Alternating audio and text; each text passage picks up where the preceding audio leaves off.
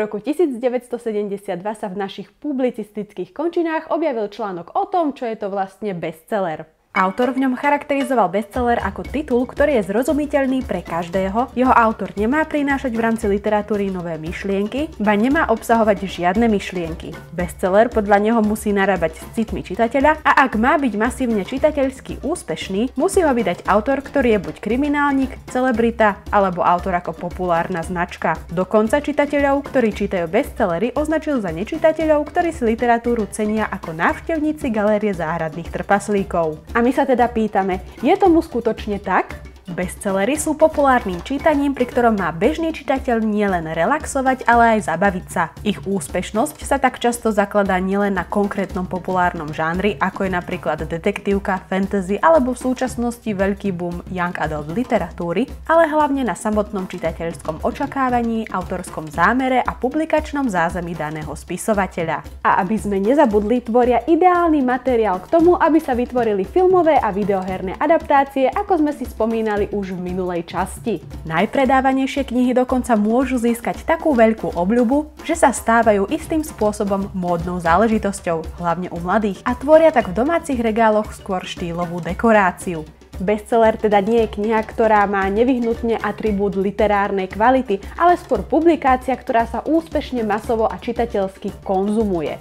Takže si to láskavo čitateľky 50 Shades of Grey konečne zapamätáme. Bestseller je teda populárna kniha zaradená na zozname najpredávanejších alebo často vypožičaných knižných titulov. Obvykle sú tieto zoznamy založené na vydavateľskom priemysle a obchode, kde tvoria základ čísla predaja a štatistiky obehu v knižniciach. Niektoré zoznamy sú dokonca rozdelené do špecifických skupín, ako napríklad najpredávanejší nový román, literatúra faktu, kuchárky, sci-fi a podobne. Treba však zároveň dodať, že kniha sa nestáva bestsellerom iba vďaka veľkým číslam predaja, ale aj naopak.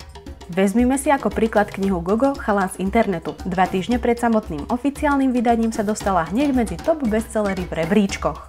Že by mágia? Nie.